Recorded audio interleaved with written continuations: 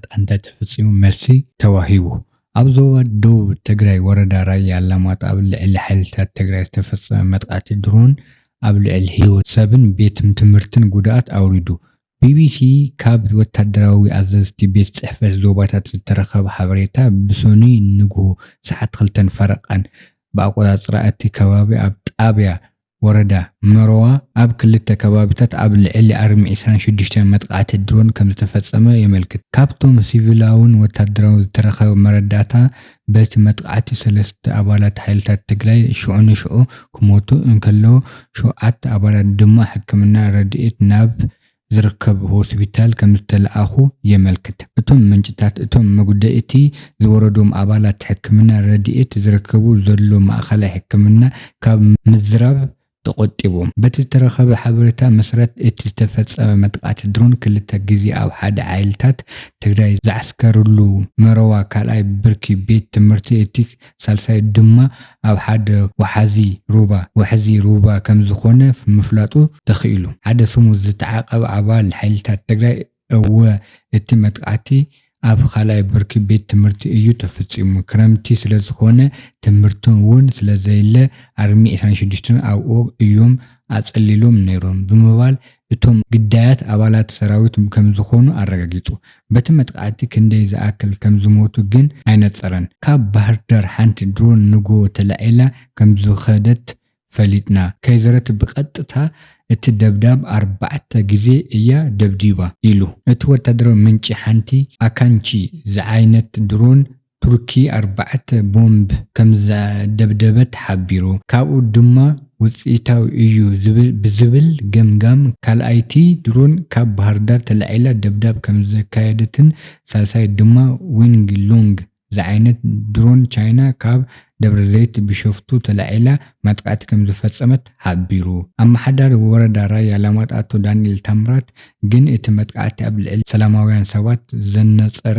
ከም ዘይኮነን ቤት ትምህርቲ ከም ዝዓነውን ተዛሪቡ ንሱ ሓደ ሰላማዊ ነባሪ በቲ መጥቃዕቲ ከም ዝተቐተለን ካልኦት 4 ድማ ኣካላዊ ጉድኣት ከም ዝወረዶም ተዛሪቡ እቲ ድሮን ኣብ ሰላማዊ ሰባት እያ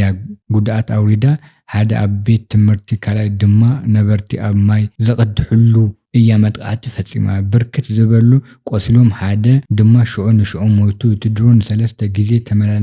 ተመላሊሳ መጥቃዕቲ ከም ዝፈጸመትን 2 ግዜ ኣብ ካልኣይ ብርኪ ቤት ትምህርቲ መረዋ ሓደ ግዜ ድማ ኣብ ወሓዚ ሩባ መጥቃዕቲ ፈጺማ ኢሉ ኣብቲ ከባቢ ሓይሊ ሰንባደ ከም ዝተፈጠረን ዝዛረበ እቲ ሓላፊ በቲ መጥቃዕቲ ጉድኣት ዝወረዶም 4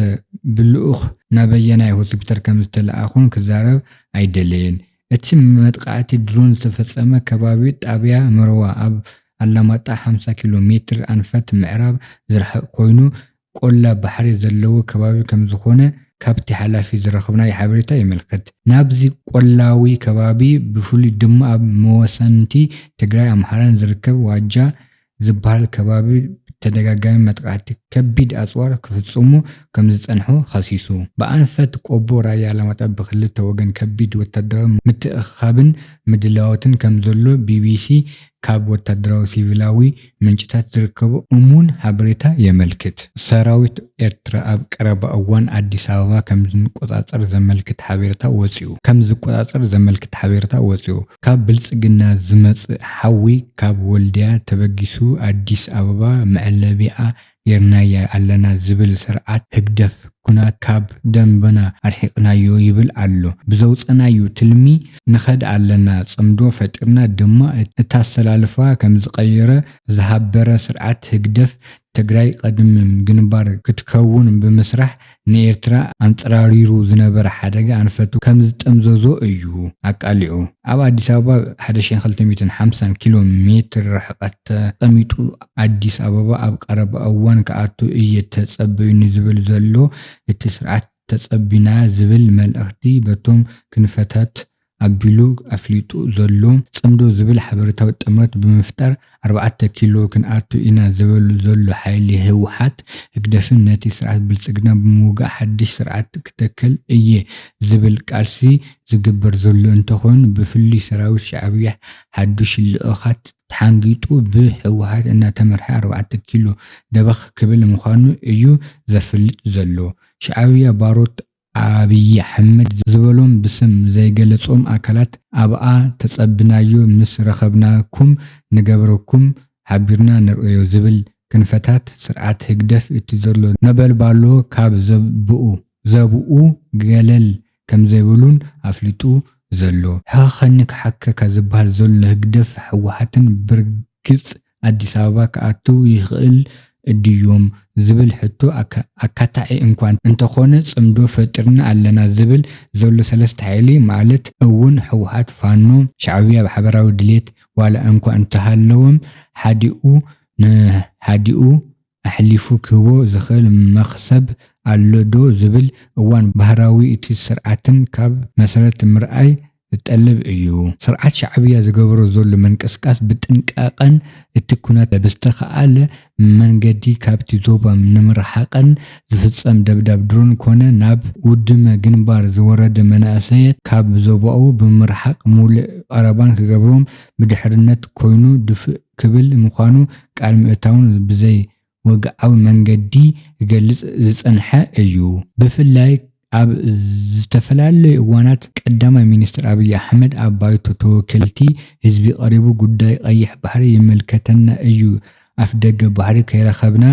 ድቃስ የብልናን ዝብል መልእኽቲ ኣስመራ ምግዋሑ ቤት ጽሕፈት ስርዓት ህግደፍ ድቃስ ዘስአነ ብዛዕባ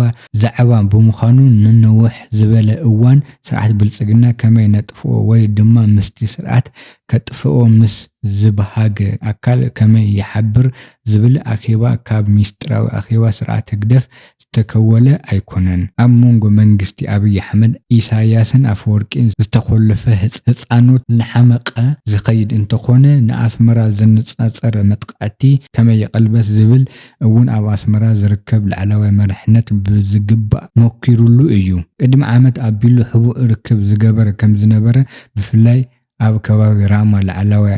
ኣዘዝቲ ጀነራላት ትግራይን ህግደፍን ተራኺቦም ሓበራዊ ዕማም ክፍጽሙሉ ዝኽእሉ ንድፍ ምውጻኦም ዘመልክት ሓበሬታ ምውጻእ ይዝከር። ሕቡእ ርክብ እዞም ሓይልታት ህወሓት ብዕሊ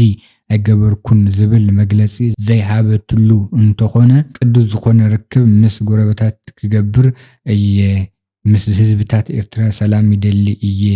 ምስ ህዝብታት ሱዳን ክመሓዞም እየ ዝብል መግለጽታት ግን ሰሙን ክተውፅእ ትርአ እያ። ትግራይ ዓውደ ግንባር ከይትኾን ገይርና ዝመስል መልእኽቲ ዘለዎ እቲ መልእኽቲ ህግደፍን ኣንጻሩ ድማ ኣብ ቅድሚ ዘሰለፍናዮ ሓይሊ ሒዝና ኣብ ንዕወት ዘለና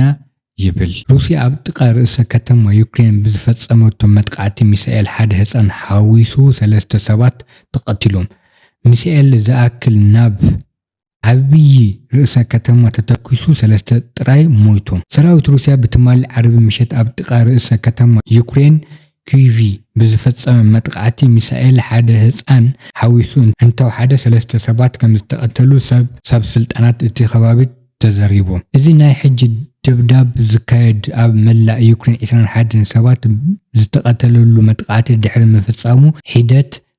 መዓልታት ጸኒሑ እዩ። ኣብ ናይ ትማሊ መጥቃዕቲ ሚሳኤልታት ሩስያ ኣብ ምብራቃዊ ክፍለ እቲ ርእሰ ከተማ ዝርከብ ቦታ ዝሃረሙ ክኸውን ከለው ብርቱዕ ድምፂ ትርጉሙ ከም ዝተሰምዐ እውን መሰኻኽርቲ ዓይኒ ገሊጾም ኣለው። እቲ መጥቃዕቲ ባሊስቲክ ሚሳኤል ህይወት 3 ሰባት ከም ዝቀዘፈን ካልኦት 3 ሰባት ከም ዝቆሰሉን ሓላፊ ወታደራዊ መምሕዳር እቲ ከባቢ ተዛሪቡ። ፍንጣር ናይቲ ሚሳኤል ኣብ መንበሪ ህፃናታት ተሽከርከርትን ጉድኣት ከም ዘወረደ ከምኡውን ኣብ ሓደ ህንፃ ባርዕ ሓዊ ከም